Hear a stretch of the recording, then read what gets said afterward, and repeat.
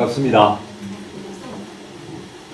23살에 신천지에 가서 돈 잘 벌고 잘 살 것 같은 아들이 거기에서 모든 걸 다 허비하고, 참 효도 같은 효도도 한번 해본 기억이 없고요.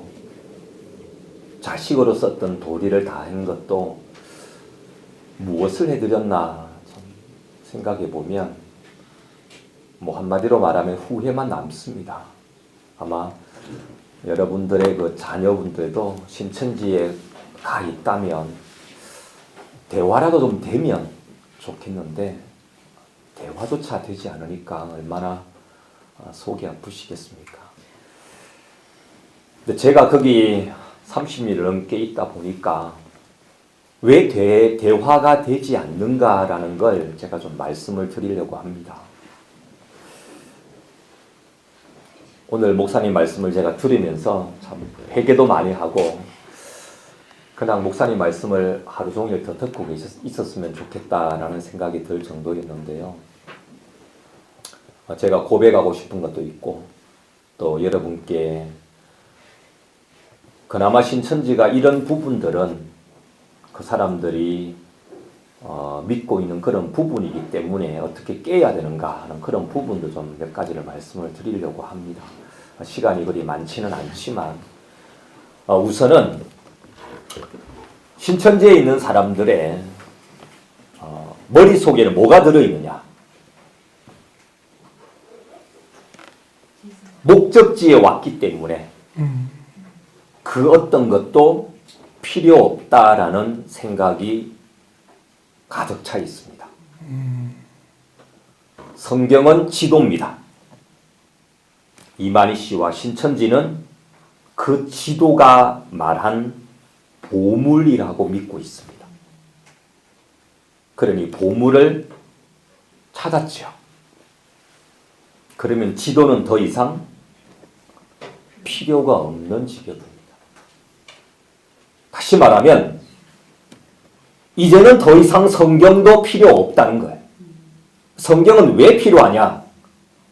이만희 씨와 신천지를 인정하는 도구로만 필요하지 그것을 부정하는 성경은 필요 없다는 거예요. 그것이 신천지인들의 근본 생각입니다. 다시 말합니다. 이만희 씨와 신천지가 틀렸다면 하나님도 가짜, 예수님도 가짜, 성경도 가짜라고 하는 것이 신천지인들의 생각입니다. 이 방송을 듣는 신천지인들 아니면 아니라고 말씀하십시오. 그리고 저를 찾아오세요. 그리고 여러분들이 그렇게 믿고 있지 않는지 가슴에 손을 얹고 한번 생각해 보십시오. 그러므로 신천지가 아니면 하나님도 더 이상 안 믿을 것이고 예수님도 믿을 필요가 없고 성경도 더 이상 볼 가치가 없다고 생각하는 것이 신천지인들 전체의 생각입니다. 그러니 신천지에서 나오면 신앙을 못하는 거예요. 갈 데 없습니다. 일반 기성교회는 도의 초보라 합니다. 신천지는 완전한 곳이라고 합니다. 외람돼 말씀 같지만 일반 기성교회 목사님들을 벙어리 개라고 합니다.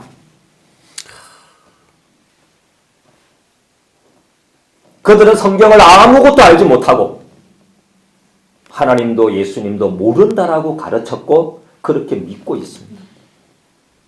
자기들만이 최고의 진리를 가진 그러한 신앙을 하고 있다라고 자부심이 하늘을 찌르고 있는 거예요. 우리만이 택함받은 선민이고 우리만이 왕같은 제사장들이고 우리만 구원받은 자들이라고 철석같이 믿고 있습니다.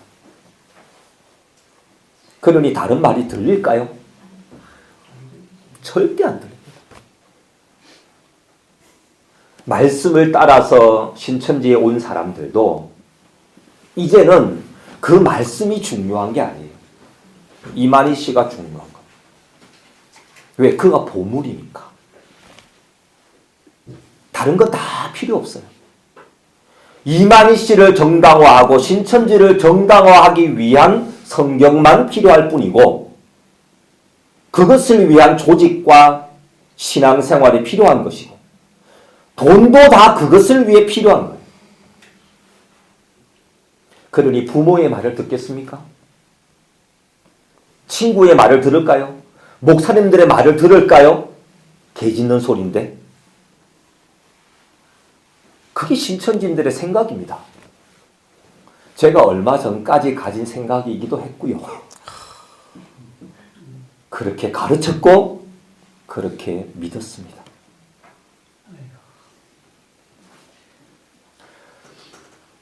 신천지를 다녀본 사람들은 그곳에 있는 사람들은 제 말이 이해가 될 거예요. 하나님 예수님 잘 믿는다고 말하죠. 예, 그리 말합니다.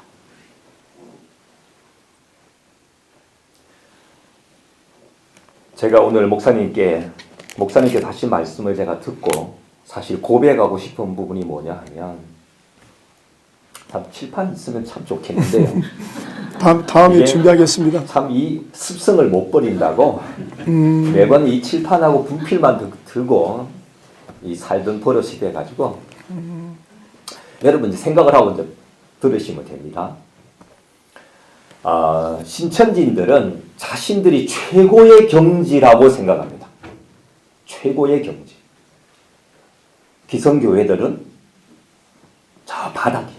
어린아이, 몽학 선생, 도의 초보 이렇게 생각을 합니다. 그런데 신천지에서 나왔습니다. 갈 데가 있을까요? 없을까요? 없어요. 없어요. 네, 최고로만 살았기 때문에. 정말 갈 데가 없어요. 목사님들이 설교를 들어봅니다. 나와가지고 이제. 신천지 나왔긴 나왔고 이제 신앙을 안 하자니 찝찝하고 하기는 해야 되는데 그래서 이제 교회 가기는 찝찝하고 그래서 유튜브 같은 걸 봐요. 지금 제 얘기하는 거예요. 이 목사님, 저 목사님 설교를 들어봅니다. 들어보니까 양이 안 차요.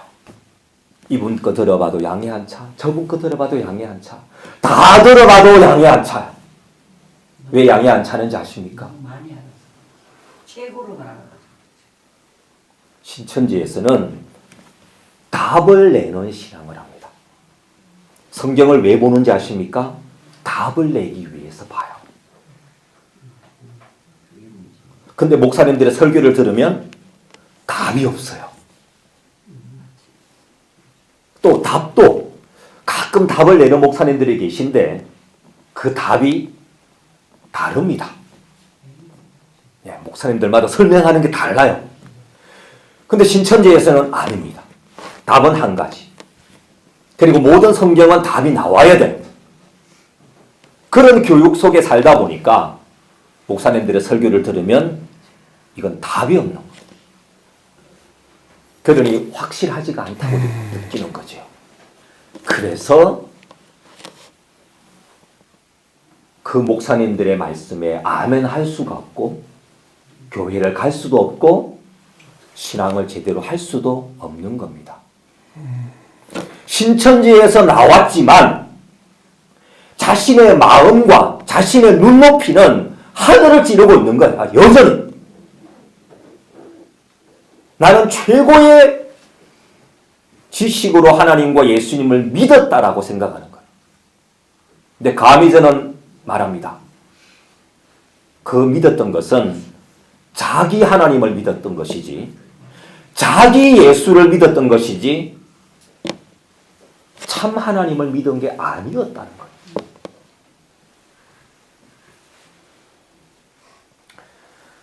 저는 신천지에 와서 총회장 빼고는 다 해봤는데요.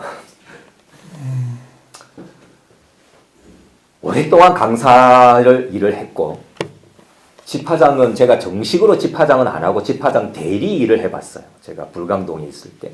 일곱 교육장도 정식으로 받은 건 아니지만 일곱 교육장 자리가 비어서 제가 잠시 그 자리를 맡아서 해본 적은 있습니다.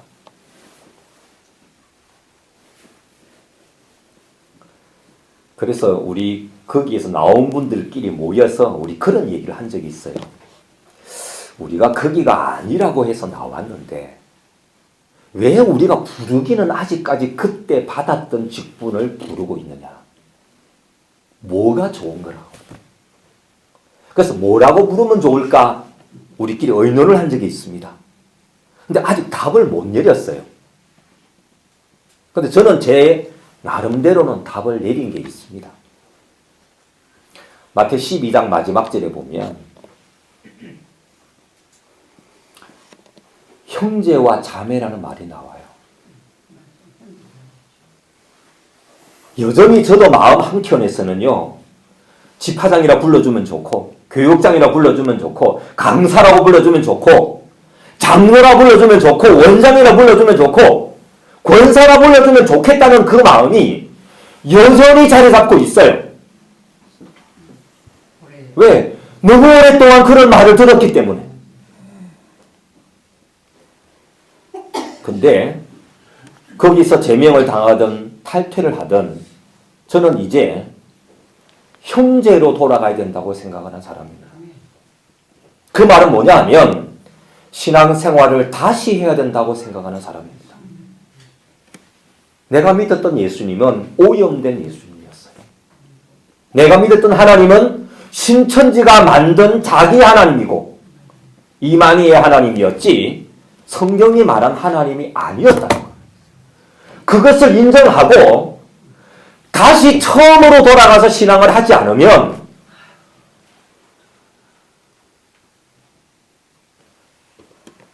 정말 깨끗한 물과 더러운 물이 여전히 섞인 채로 먹지 못할 물로 살아가는 것과 똑같은 겁니다.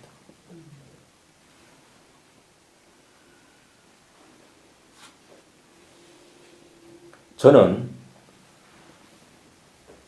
제가 지난 금요일 날 미국에서 오신 그 목사님 한 분을 제가 만난 적이 있어요. 제가 그분한테 고백한 것이 제가 바로 이 얘기입니다. 제가 1985년 11월 27일 날 제가 세례를 받은 사람입니다. 고등학교 1학년 때였어요. 제가 국민학교, 지금은 초등학교를 하죠. 국민학교 1학년 때부터 제가 교회를 다니기 시작했는데 세례는 고등학교 1학년 때 받았습니다. 그리고 91년 5월 15일 날 신천지에 입교를 하고 2023년 11월 29일 날 신천지에서 나왔습니다.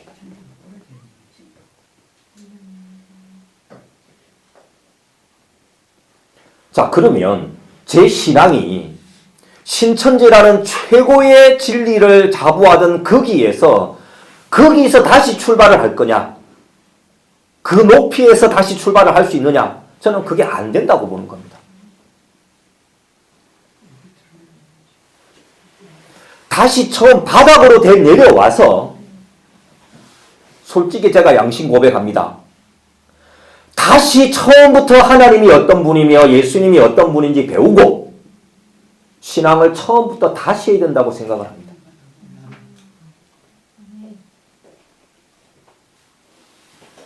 그것이 되지 않으면 신앙생활을 할 수가 없어요.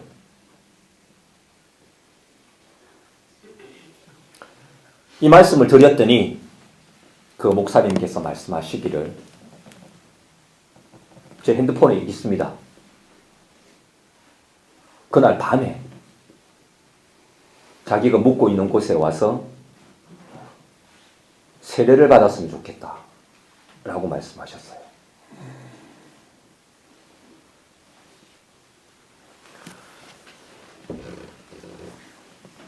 자, 여러분 같으면 어떡하시겠습니까? 세례 받으러 가면서 다시 가요.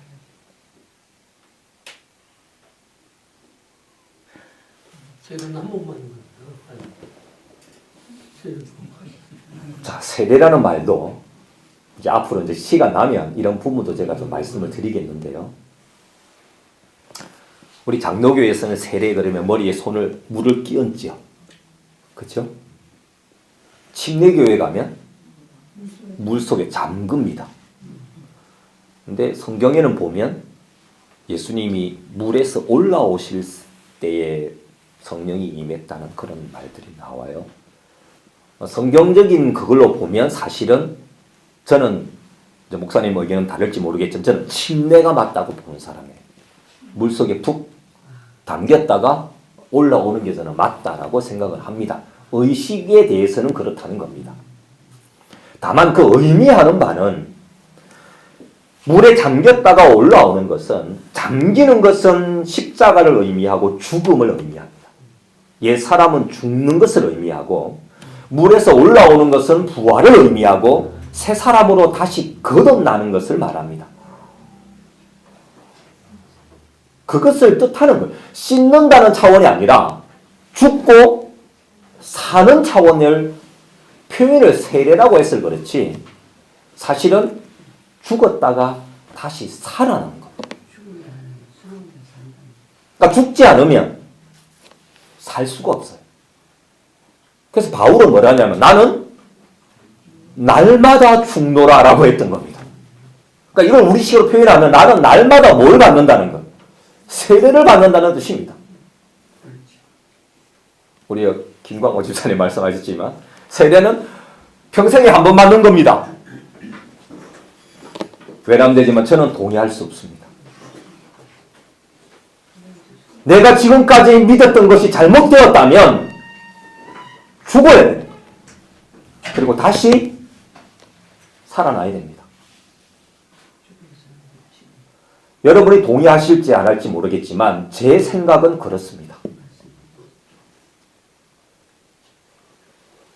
그래서 신천지에 몸을 담았던 사람들은 그 위치에서 다시 시작할 수 없습니다. 완전히 죽어야 됩니다.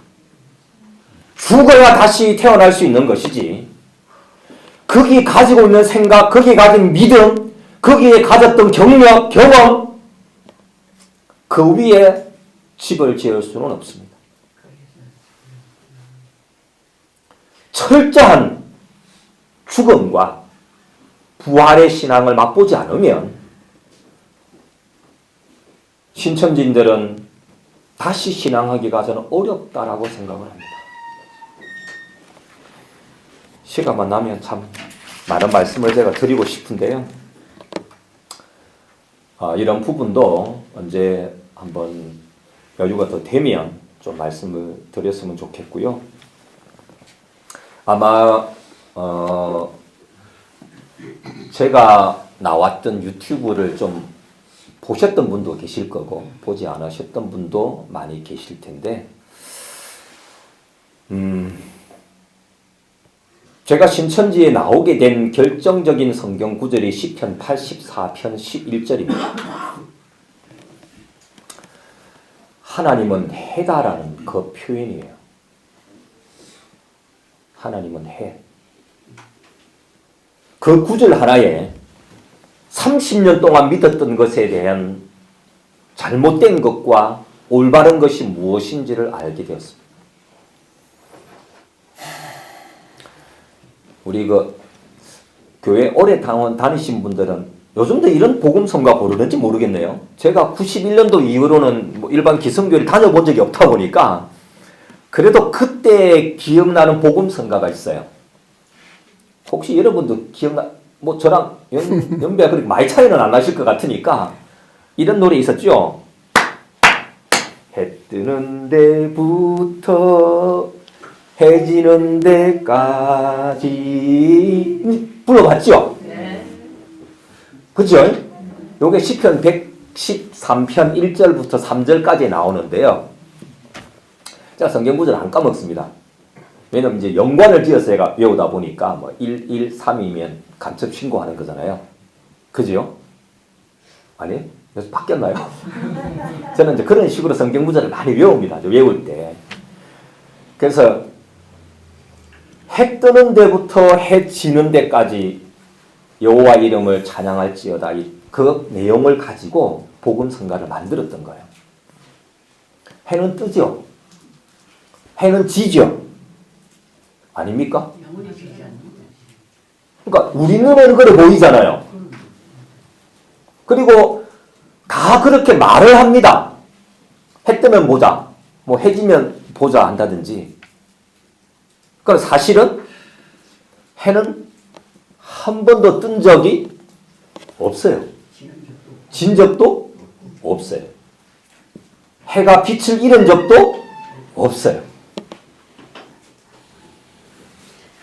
근데 사람 눈에는 그렇게 보입니다. 그래서 옛날에는요, 그렇게 믿었어요. 성경에도 그런 표현이 나오니까. 지구는 가만히 있고, 뭐가 돈다고요? 해가 돈다고. 네. 근데, 한 500년 정도밖에 안 됐습니다. 해가 도는 게 아니고, 지구가 돈다는 걸 안 지가 얼마 안 됐어요. 그 전에는 지구가 돈다 그러면 죽이려고 그랬어요. 하늘을 봐라. 우리 눈에 그래 보이니까. 여러분 마틴 루터 아시죠? 마틴 루터. 종교교역한 얼마나 대단한 분이냐. 그분도 그 얘기 했어요.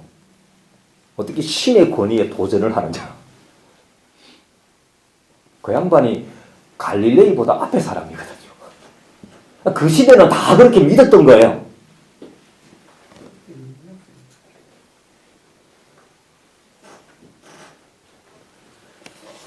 이제 이러다 보니까 신천지는 과학적으로 이제 그게 증명이 됐는데도 신앙을 옛날 그 시대처럼 신앙을 합니다. 사람은 가만히 있고 지구는 가만히 있고 하나님이 왔다 갔다 하는 거예요. 아담과 하와가 죄를 지었어요.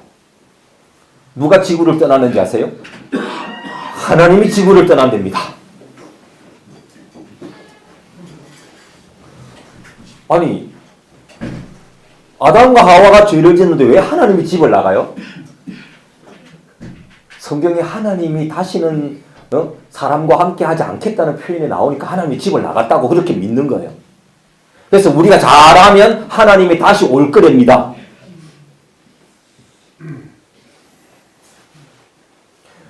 저는 그게요,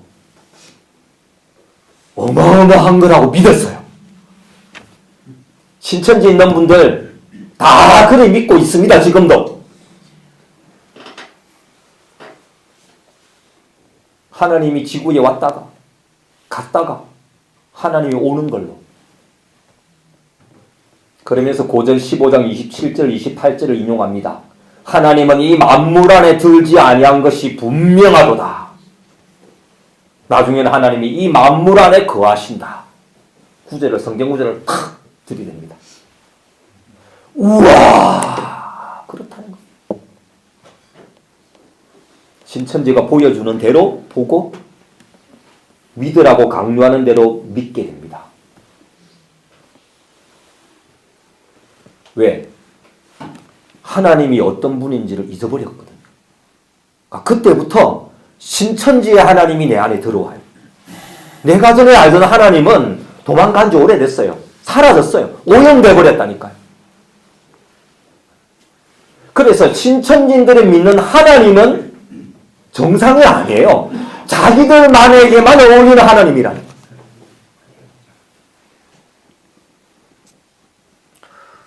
유튜브에 제가 그 내용도 아마 목사님 통화하면서 올린 적이 있습니다. 만물이 있습니다. 위에 그리스도가 있어요. 그리고 하나님이 계십니다. 만물은 그리스도에게 복종해야 되죠? 맞습니까? 네. 그리스도는 하나님께 복종하는 거죠? 근데 그리스도에게 복종해야 될 만물에 하나님이 포함이 되면 돼요, 안 돼요? 그러면 하나님이 만물 안에 포함이 되어서 그리스도한테 복종하는 셈이 돼버리면 이건 이치적으로 맞지가 않습니다. 그림을 그려보면 너무 쉬워요. 만물이 있고 그리스도가 있고 하나님이 있고. 근데 하나님이 만물에 포함이 돼버리면 하나님이 그리스도한테 복종하는 것, 그러면 또 그리스도와 만물은 누구한테 복종해요? 그럼 하나님이 이미 여기 계신데. 조금만 생각해 보면 그 교리의 늪에서 빠져나올 수 있는데도 그걸 못 빠져나옵니다. 왜? 답을 찾았다고 믿기 때문에. 보물을 찾았다고 믿기 때문에 이만희 씨가 가르치는 것이 진리라고 믿기 때문에 다른 생각을 할 수가 없는 거예요. 제가 목사님께 약속한 것이 있습니다. 앞으로 신천지가 최고의 무기라고 생각하는 요한계시록, 그걸 1장 1절부터 박살내주마. 그 교리가 옳다라고 믿고 신천지에 갔으니 이제는 그 교리가 옳지 않다는 것을 증명해주마.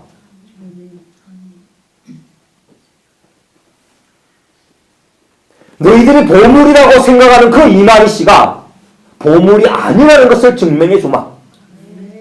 인신공격하고 싶은 마음 눈꼽만큼도 없습니다. 제가 교리를 믿고 왔기 때문에 교리가 잘못된 걸 증명하면 될 거 아니냐는 거. 그리고 단지 그것이 잘못되었다는 것을 증명하는 것에 그칠 것이 아니라 정말 하나님이 어떤 분이고 예수님이 어떤 분인지를 다시 배울 기회가 있어야 되겠다. 그 생각도 합니다. 그래서 혹시 여기에 신천지 있다가 나오신 분들이 계신다면 바울의 고백처럼 신천지에서 들었던 모든 것을 배설물처럼 버릴 수 있는 용기가 필요합니다.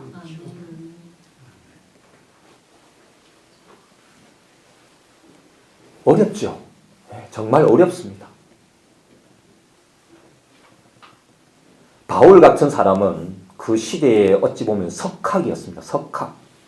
가말리엘 문화라고 그러면요, 아마 우리나라로 치면 서울대학이에요. 서울대.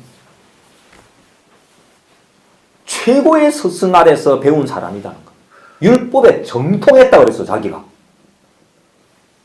근데 그런 사람이 예수님을 만나고 와보니까 뭐 베드로 어부지요, 안드레 뭐 어부지요, 다 뭐 이상한 막 참 왜냐면 죄송합니다, 찌꺼기 같은 사람들이 모여가지고 뭐 자기들이 뭐 예수님의 뭐 제자니 어쩌니 하고 있는 거예요. 근데 그게 가는 것도 자존심 상하는데 갔더니 또 막 왕따를 시키고 이럽니다.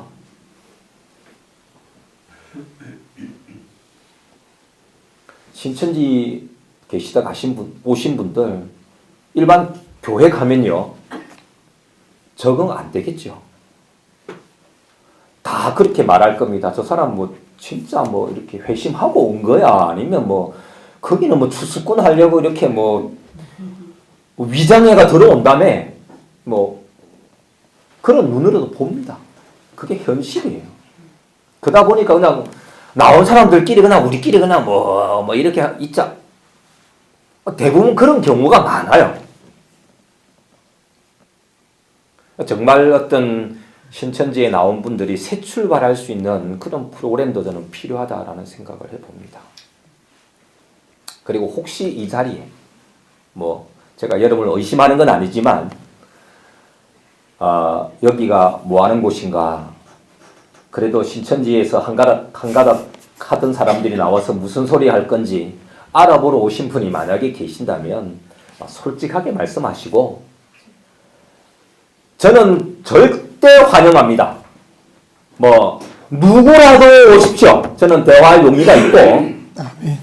신천지가 틀린 것을 저는 증명할 용기가 있습니다.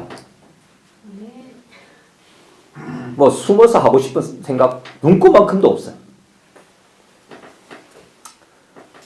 제가 제명을 당할 때 뭐 여당 같지만 어떻게 한 사람도 저한테 찾아와서 무슨 일이냐, 사실이냐, 그랬냐, 왜 그랬냐, 뭐 물어보는 사람 없었어.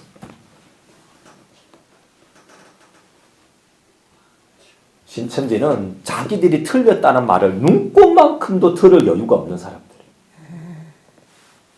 왜? 100% 옳다고 믿고 있기 때문에. 그러니까 누구라도 신천지의 잘못을 지적하는 사람은 마귀인 거예요. 마귀. 미혹하는 자, 대적하는 자. 누구라도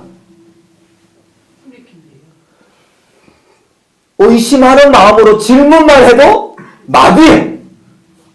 그러니까 답을 안 주고 제명시킵니다. 답을 안 주는 게 아니라 사실은 답을 못 주는 거예요. 답을 못 줍니다.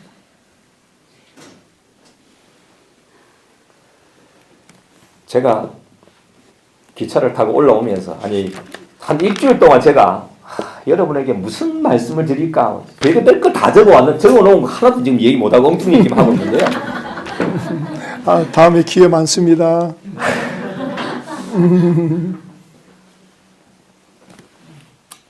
여러분 그 동전을 한번 생각해 보세요. 동전 자 여러분 손 들어보시고 손가락 한번 들어. 동전을 한번 그려보세요. 다 어떻게 그려요? 막 100에 100 다 동그랗게 그려요. 아닙니까? 50원짜리 그려보세요. 100원짜리 좀 더 크게, 500원짜리 좀 더 크게. 근데요, 동전이 이렇게 일자로 생길 수도 있습니다. 그죠? 이렇게 하면 또 옆으로 일자예요. 틀렸습니까? 신천지는 이걸 용납 못해요. 이만희 씨가 동그랗게 그리면 다 어떻게 그려야 돼요? 다 동그랗게만 그려야 돼. 제가 보기에는 이렇게 생겼는데 하니까 너 미혹자라는 거야. 자기 의견을 못하게 합니다. 예. 그래서 아까 제가 말씀드렸죠. 신천지는 답을 내는 신앙에 길들여져 있어요. 성경을 왜 보는지 아십니까? 답을 내려고 봐요. 하나님이 나에게 무엇을 말씀하고 계시는가? 그 하나님의 음성을 듣기 위해 성경을 보는 게 아니고 답이 뭔가만 봐요. 답이 뭔가. 듣는 게 완전히 다릅니다, 여러분. 성경을 보는 시각 자체가 다른 거예요.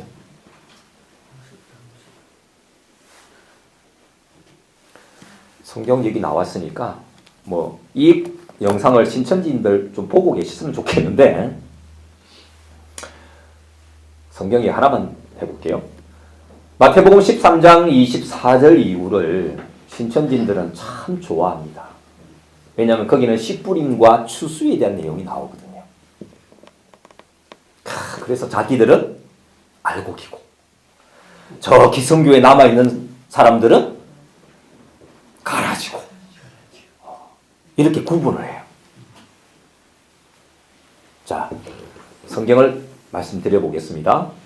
그 내용을 읽으면 예수님이 비유를 하는데 사람이 와서 청부원 좋은 씨를 제 밭에 뿌린 사람과 같으니 라고 합니다. 그 좋은 씨를 뿌린 사람은 누구냐? 인자라고 나와요. 곧 예수님입니다. 근데 사람들이 잘 때에 원수가 와서 가라지를 덧뿌리고 갔다 이렇게 말합니다. 그러면 뭐가 먼저 뿌려진 거예요? 곡식이 먼저 뿌려지고 그 다음 가라지가 뿌려지죠. 맞죠? 신천지인들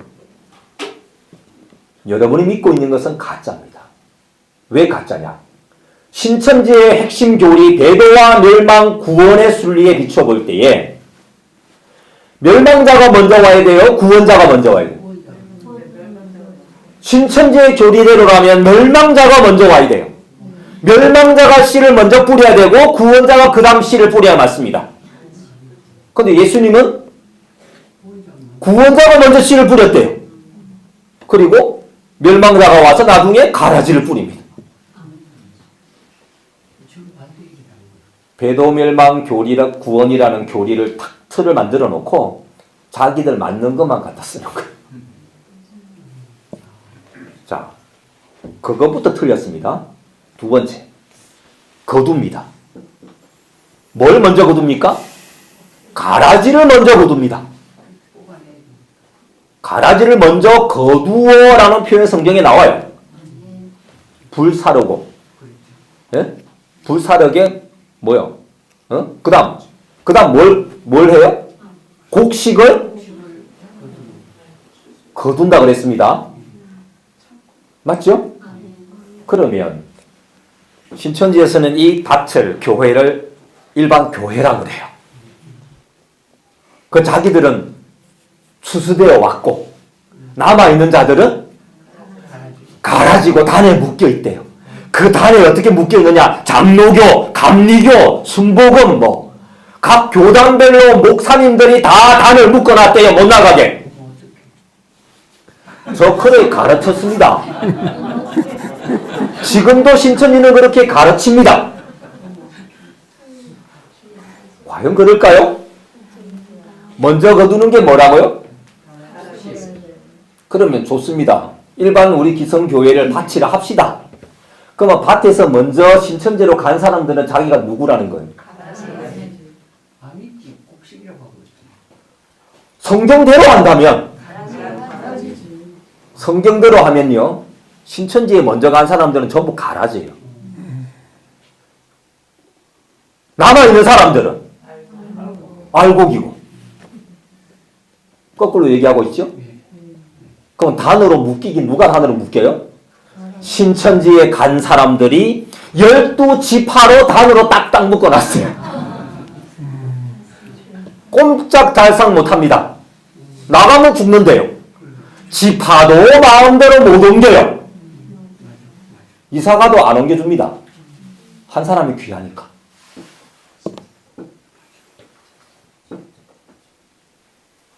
나가면 가족까지 다 죽는다고 하더라고. 신천지인들이 좋아하는 마태복음 13장 24절 이하 30절까지. 신천지에 계신 분들 다시 읽어보십시오.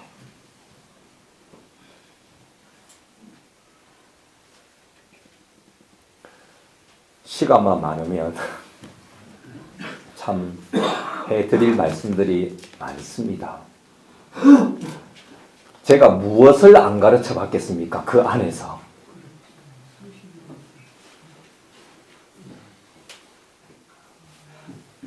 지금 신천지에 계신 분들보다 공부를 안 했다고 생각하십니까? 30일이 넘었는데 뭘 안 했겠어. 뭘 안 했겠어.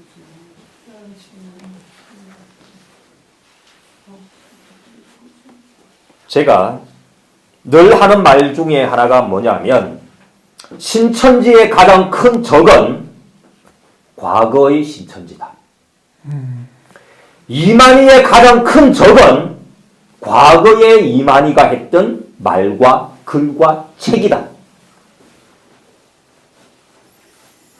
신천지인들은 요한복음 8장 44절 다 압니다.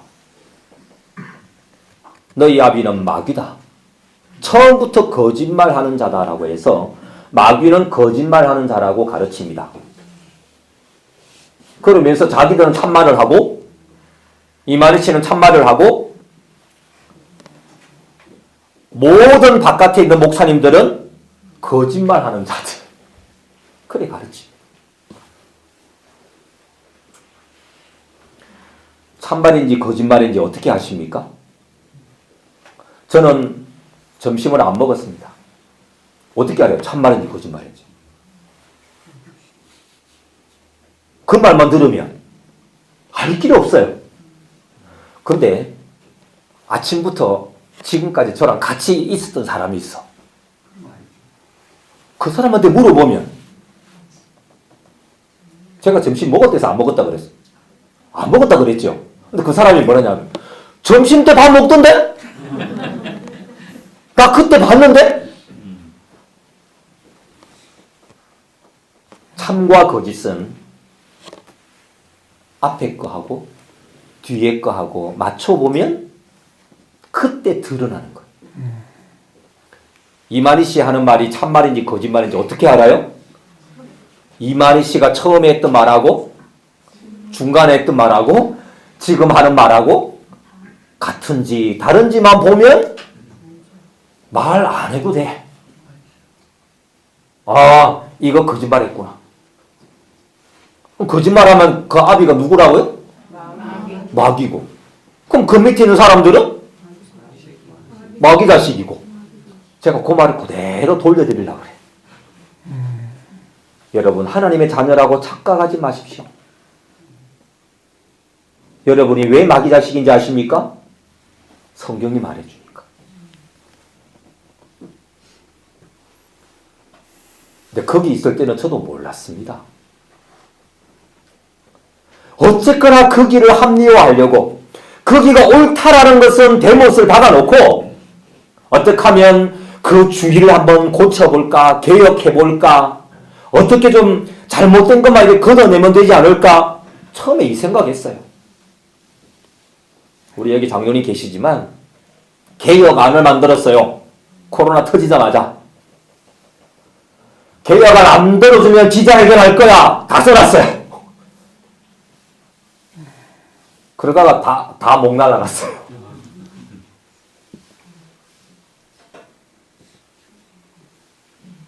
세상에는 살인을 해도 그냥 사형 선고 내립니까? 변호할 기회를 줘요. 그랬냐? 왜 그랬냐? 진짜 그랬냐? 네가 그랬냐? 일부러 그랬냐? 실수로 그랬냐? 누가 시켰냐? 뭐 별의별 거 다 물어봅니다. 그래서 1심에 자, 징역 10년 때렸어. 그럼 바로 그냥 징역 살아요? 아니요. 나 억울한데요. 2심 갑니다. 그래도 억울한데요. 대법원까지 갑니다. 그래 놓고 결정을 내리죠. 근데 신천지는 어떤지 아세요? 너 마음에 안 들어? 제명. 제명이 뭔지 아십니까? 사형 선고입니다. 신천지에서.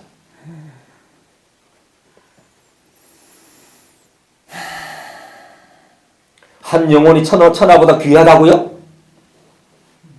그 한 영혼 추수하기 위해서 순교자들이 얼마나 많은 피를 흘렸냐고요? 입에 발린 소리 그만하라 이 말이에요.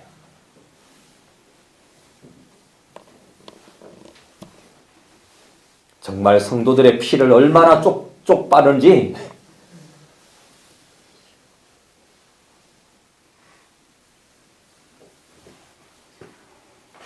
근데 본인들은 그런 취급을 당하는지도 모르고 또 거기 있는 명색이 목자라는 사람들도 본인들이 성도들을 그렇게 대우하고 있는지도 몰라요.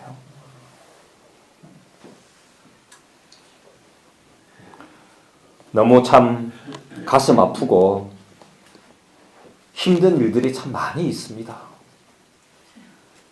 그러니 혹시 여러분들의 가족이 그 안에 아직도 남아있다면 강제로 한다고 되는 건 아니에요. 사람의 생각은 강제로 바뀌지는 않습니다. 그래서 상담을 받을 수 있는 기회를 만들어 보십시오.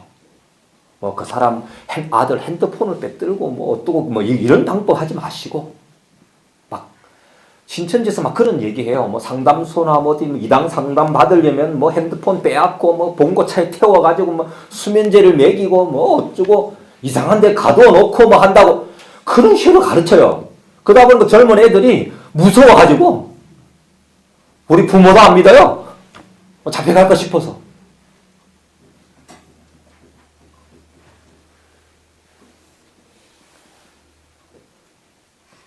신천지인들이 망국소성을 부르짖으면서도 망국소성을 부르짖는 이유는 망국이 미혹되었기 때문에 망국소성이라는 단어도 나오는 거예요.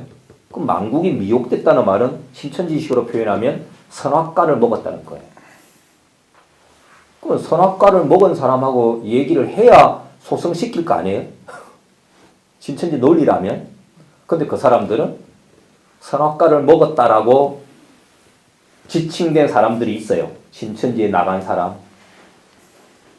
뭐 신현웅 목사, 뭐 신뱀부터 시작해서 뭐 우리 이번에 같이 창에 들어온 우리 권남계 목사님, 그분도 저랑 같이 강사 생활했었습니다. 뭐 이런 분들 만나면 선악과를 먹어서 영이 죽는다고 말했죠. 그러니까 아예 만날 생각조차 안 해. 그러니 자연스럽게 만나지 못한다면 영상이라도 아니면 글이라도 볼 수 있는 그런 기회를 여러분들이 제공해 주셔야 됩니다. 저는 이만희 씨가 죽고 나면 이 사람들이 무슨 일을 벌일까 솔직히 걱정이 큽니다. 왜? 모든 목숨을 거기다가 다 걸어놓고 있기 때문에. 그 사람이 죽으면 하늘이 무너진 거예요. 그러면 살 이유가 없어진 것과 똑같습니다. 그래서 참 마음 같으면 빨리 죽었으면 좋겠는데 또 죽으면 무슨 일이 벌어질까라는 또 그런 걱정도 생기고 어쨌거나 그런 일이 오기 전에 한 사람이라도 더 좀 깨닫고 나왔으면 좋겠습니다. 아멘. 제가 드리는 말씀이 어떤 뭐 역할을 할지 모르겠지만 세상의 그 얼음도 그래요. 꽝꽝한 얼음이 영하 20도 돼도 그대로죠. 영하 10도, 9도, 8도 뭐 이렇게 영하 1도까지 가도 얼음은 그대로입니다. 근데 0도를 넘어서면요. 그때부터 얼음은 녹기 시작을 해요. 신천지라는 이 거대한 얼음이 제가 말씀을 드리는 것도 저는 온도를 조금 더하는 거라고 생각을 합니다. 제가 이 말씀을 더하는 것이 영하 몇 도에서 온도를 더하는지 제가 그건 모르겠어요. 뭐 영하 20도인지 아직 영하 10도인지 아니면 지금 영하 1도인지도 모른다는 거예요. 하지만 누군가가 조금만 더 온도를 더 더하면 저건 녹습니다. 석공이 돌을 깰 때도 99번을 때리는 동안에는 그 돌은 꿈쩍도 안 할 수 있어요. 그러나 100번째 망치를 내리는 쉬는 순간에 그 돌은 깨어집니다. 제가 두드리는 망치질이 몇 번째 망치질인지 모릅니다. 저도 두드리고 또 다른 분들도 두드리고 해서 우리 오늘은 참 여러 가지 힘드셔서 우리 공희숙 강사님이 못 나오셨지만 자신의 목숨을 던져서 자신의 모든 인생을 던져서 한번 깨뜨려 보겠다고 한 몸을 던진 거예요. 그렇게 용기를 낸 분들 때문에 이 돌은 깨어집니다. 깨어집니다. 그 시점이 오늘 될지 내일 될지 그건 모르는 일입니다. 이제 목사님께서 전국의 이제 신천지 탈퇴자들을 통해서 세미나를 하고 이런 모임들을 하게 되는 것도 그 망치질이는 전국적으로 일어나는 거예요. 저 돌은 분명히 깨어집니다. 또 깨어져야 되고 그렇게 되어서 더 이상 잘못된 것 때문에 인생을 낭비하고 청춘을 낭비하고 가정이 파탄나고 재산을 탕진하는 그런 일은 없어야 되지 않겠느냐.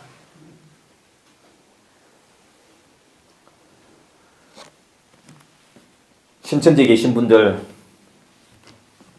제발 절 좀 찾아오십시오. 참 드릴 말씀이 많습니다.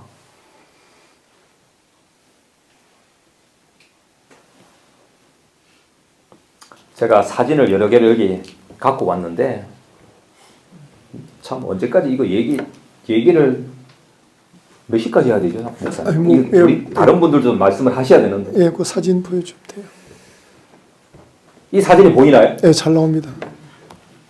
이게 세언약했던 사진인데요. 이만희 씨는 이게 대단한 것이냐 신천지 발전사에 올려놨어요. 세언약했다. 꼭 신천지 교회 가면 전부 여기다 세언약 이렇게 써놨어요. 이렇게 세언약. 그런데 세언약을 누구 피로 했는지 아세요? 이 피가요 이만희 씨 피예요. 진짜 피입니다. 피로 그은 거예요. 세원약이라고 써고 지장 찍은 것도 자기 피로, 십자가 그은 것도 자기 피로. 제가 봤어요, 이거. 이게 하는 거. 언제 봤는지 아세요? 92년 제가 휴가 나와서 사택에 가서 하룻밤 자면서 봤어요, 이거. 온 아파트에 피 냄새가 그냥 이렇게 해서 전국에 보냈습니다. 각자 이름 쓰고 주민등록번호 쓰고 지장 찍으라고. 그러다가 나중에 피가 모자라가지고 전국에서는 막 92년도부터 전국에 신학원이 세워졌거든요. 다 내놔라 하니까 피가 없어가 하다가 중단했어요, 이거. 최근에 오신 분들 한 95년이면 지금부터 몇 년입니까? 한 30년 됐죠? 25년 이상 되신 분들은 좀 그런 어렴풋이 알지 몰라. 그 이후에 오신 분들은 이런 일이 있는지도 몰라요. 예수님 피로 새 언약하면 됐지 왜 자기 피로 하는데요? 예수님 피가 효험이 다 했습니까? 그래 놓고 자기가 예수님의 사자라고요? 예수님의 피의 능력은 영원한 것입니다. 네. 근데 자기는 이제 자기 피로 새로 하는 거예요. 새 언약을. 그래 놓고 요즘은요, 이 얘기는 아예 안 해요. 새 언약은 예수님의 피로 해야 됩니다. 이러고 있어요. 이 짓 해놓고 참말인지 거짓말인지는 자신이 했던 말과 글과 책으로 증명하는 거예요. 맞죠? 요 사진은요, 제가 왜 넣어놨냐 하면, 김남이라는 사람이 있었는데, 그 사람이 만남이라는 행사를 했습니다. 만남. 노사연이가 부르는 것도 뭐 만남이라고 그러는데, 여기 제가 하나 보여드릴 게 있어서 해가지고, 자, 여기 보세요. 행사 주관, 뭘 해놨습니까? 사단법인 만남. 옆에 한자 써놨어요, 안 써놨어요? 여러분, 만남은 순 우리말입니다. 근데 왜 이 한자를 넣어놨을까요? 이만희의 만, 김남희의 남. 그걸 여기다 넣어놓은 거예요. 근데 아니라고 잡아 뗍니다. 이거 제가 만든 거 아니에요. 이거 영동대로에서요, 길 다 막고 행사했어요, 이때요. 그때 이거 기사 냈던 거예요. 포스터 만들고. 그게 요렇게 만남이라고 딱 해놨어요. 잘못된 만남이었죠. 그러다가 나중에는 고소하고, 요건 제가 청년회장 때 찍은 사진인데, 제 옆에, 이게 제 집사람입니다. 옛날 사진 하나 넣어봤고요. 요건 제가 청년회장 때 찍은 사진인데, 요 신자 밑에 여기가 접니다. 청년회장 할 때 찍었던 사진들이고요. 이건 이렇게 보시죠, 여기. 여기 이재찬 목사 이렇게 놨죠. 계시록 세미나 했어요. 산 넘기기라고 그러죠. 일반 기성교회 가서 목사네 하고 들어가서 세미나 하는 거예요. 막 통째로 교회를 먹으려고. 이렇게 했습니다. 제 이름이, 원래 이름은 이재찬입니다. 근데 왜 이재원으로 되어 있느냐?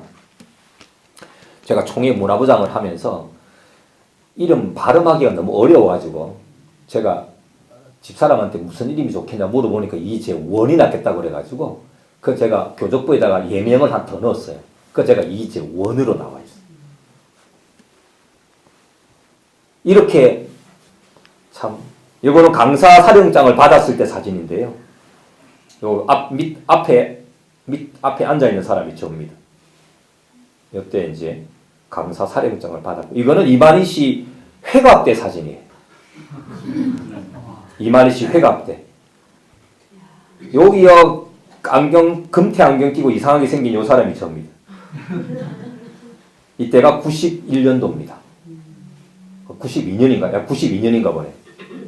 92년인가? 장로님 이게 92년인가요? 예. 예, 이때. 아니요, 91년도예요. 91년. 예. 이때가 이만희 씨 회갑 때 찍었던 사진이고요. 이거는 제가 이 집화장 잠시 할 때, 요 끝에 요 사람이 접니다. 그래서 요때 이제, 이 중에 보면요, 다 나갔어요. 뭐, 진짜, 집화장 멀쩡히 하고 있는 사람은 단 한 사람. 예, 장방식이랑 요 사람, 단 한 사람, 요 사람만 하고 있고요. 요 오재영이라는 사람은 죽었고요. 최명석 여기는 예, 해임됐고요. 정혜동 이 사람은 나가서 자기가 구원자가 됐고요. 박용찬 집화장 저를 가르쳤던 사람인데 이 사람은 얼마 전에 돌아가셨고 지재석 제명됐고요. 전봉 제명됐고요. 이 사람은 집화장이 아니라 청년회장 아니 요한집화 총무 자격으로 이렇게 여기 선 겁니다. 이 사람은 신준수라는 바돌로메 집화장인데 이 사람도 죽었습니다. 이건 집화장들 중에 처음 죽었어요. 여기는 김성갑이라는 분인데 강원 빌립 집화. 이분도 지금 밑으로 내려가 있고 여기는 이철구 이분도 지금 안에 있는지 나갔는지 예 제가 잘 모르겠네요. 나갔고 여기 이경희 이분은 영등포 시몬 집화 분인데 이분도 나갔고 하늘의 것을 보고 이 땅에 만들었다는 사람들이 다 이 모양입니다. 도대체 뭘 봤는지 모르겠어요. 예, 보고 싶은 것만 봤겠죠? 이건 제가 우여곡절 끝에 대학교 졸업했던 사진입니다. 여기가 요게 저입니다. 대학 졸업할 때 우리 대학교 앞에서 찍었던 사진이고요. 여기 이 양반이 박용찬 집화장이라는 사람입니다. 이거는 바돌로메 거기 불강 도마 집화에 있을 때 그때 집화장 잠시 하면서 찍었던 사진들인데요. 여기 하얀색 옷에 십자가 있는 이분은 강사들을 말하는 거고 그 빨강색 옷 입은 사람들은 여기는 집화장들 사진입니다. 이때 잠시 할 때 제가 여기 옷을 입고 찍었던 적이 있습니다. 이렇게 이제 졸업을 하면 신학원 수료 사진을 이렇게 각 집화별로 모아서 이렇게 찍었던 내용들입니다. 요거는 우리 여기 그쪽 여기 불광동 사람들만 찍었던 사진들이고요. 이건 이제 뭐 사회 보고 이렇게 할 때 찍었던. 그래도 지금보다 얼굴이 좀 낫죠? 이때는 그 좀 약간 젊었을 머리도 많이 있을 텐데. 예, 이거는 이만희 씨가 면회 왔을 때 찍은 사진이에요. 제가 군에 있을 때. 예, 이렇게 면회를 왔었습니다. 이렇게 면회 와서 사진 찍었던 거죠. 이렇게. 이게 이만희 씨의 부인 유천순 사모. 여기 박용찬 집화장. 요 여자분도 아마 이제 공희숙 강사님하고 좀 비슷한 일을 당하지 않았나 추측을 하고 있습니다. 이건 제가 참 좋아하는 시인데요. 이 정연종 시인의 이게 방문객이라는 시입니다. 이게 참 사람이 온다는 건 실은 어마어마한 일이다. 그는 그의 과거와 현재와 그의 미래와 함께 오기 때문이다. 한 사람의 일생이 오기 때문이다. 어디를 가든 사람이 온다는 건 그 사람의 과거와 현재와 미래가 다 오는 겁니다. 근데 신천지는 이것을 이렇게 받아서 다 죽을 곳으로 인도하고 있지만 우리는 그 사람들을 다시 받아서 살리는 역사를 분명히 해야 됩니다. 요게 군에 있을 때 제가 받았던 편지입니다. 여기 보면 문도 제찬에게 일어났죠. 이 문도의 편지를 받고 하늘을 우러러 건강을 기원하며 보내준 사진을 들고 사진 속의 길을 따라 복무하고 있을 너의 얼굴을 보면서 마음으로 먼저 너를 찾아보고 또 이 편지를 보내노니 너의 건강과 대장님 및 전우들의 안부를 전하노라. 그때는요, 이 사진을, 이 편지를 받고 감동의 동아리탕이라는 이런 걸 말하는 거예요. 이제 코팅을 했어요. 코팅을 하러 갔는데 지금 이 보시면요. 옆에 좀 찢어졌죠. 이게 쭈글쭈글해졌어요. 코팅을 잘못한 거야. 열조절 잘못해가지고. 제가 얼마나 화를 냈는지 모릅니다. 이 귀한 걸 이 코팅을 했는데 망쳐놨다고. 청년들한테 이걸 가지고 자랑을 하면 다들 부러워 죽으려고 그랬어요.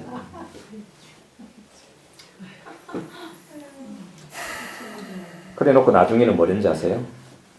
전국은 신천지의 어장이요. 신학원은 거물이며. 그물을 이 한글을 잘 몰라서 거물로 써놨어요. 우리는 어부이다. 우리 신학원은 지금 30개이지만 앞으로 300개도 넘을 것이다. 이래놓고 자기가 산술적으로 계산을 돼요. 어떻게 계산을 되느냐? 연수로생 30개 곱하기 30명. 신학원이 몇 개라고 그랬어요? 30개. 한 신학원에 30명씩 수료한다는 거예요. 어떻게 수료하느냐? 2개월에 한 번씩. 그럼 1년에 몇 번 해요?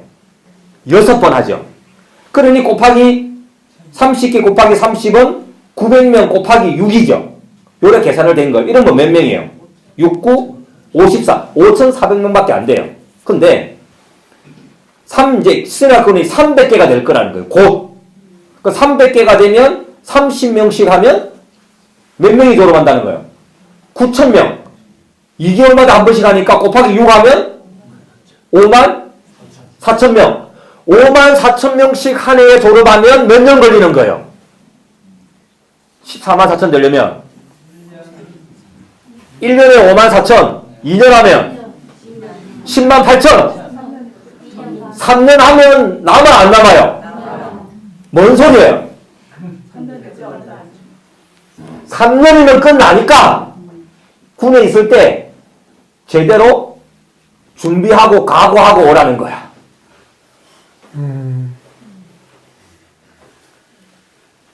지금 몇 년 지났어요? 40년.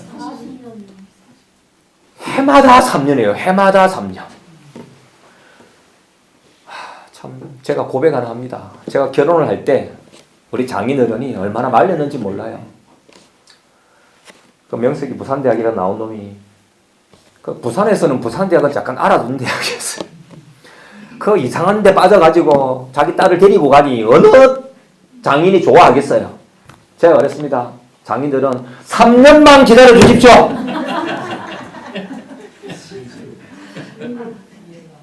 3년만. 우리 아들이 지금 27살입니다.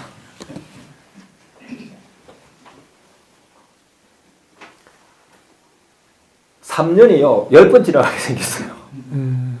저 죄송한데요. 이만희 씨가 이렇게 사기친 목적이 뭐예요? 다른 사람 당하게 하는 목적이 뭐예요? 제가 말했죠. 저는요, 이만희 씨 자신도 자신에게 속고 있다고 저는 말합니다. 자신도 자신에게 속고 있어요. 처음에는 속여보려고 시작했는지 몰라도 나중에는요, 거짓말 자꾸 하다 보니까 그 거짓말에 자기도 속는 거예요. 진실인 것처럼. 예, 자기도 그게 진실이라고 착각해요. 그러다 보니까 계속 거짓말을 합니다. 거짓말을 감추려면 뭐밖에 없어요? 거짓말하는 수밖에 없어요.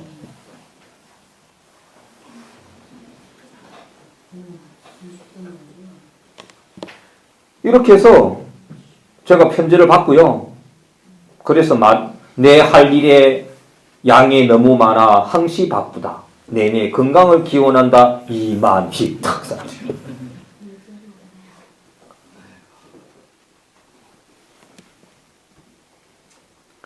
저는 우리 공희숙 강사님처럼 연애 편지는 안 받아봤는데 이런 게요. 마치 무슨 보험처럼 천국 가는 티켓처럼 내 신앙을 지켜주는 부적처럼 그렇게 생각하고 살았던 거예요. 제가 너무 많이 말씀을 드리면 우리 이제 다른 분들 말씀하실 시간이 없을 것 같으니까 저는 오늘은 요 정도만 하겠습니다. 다음에 또 기회 나면 더 많은 말씀을 드리겠습니다. 고맙습니다.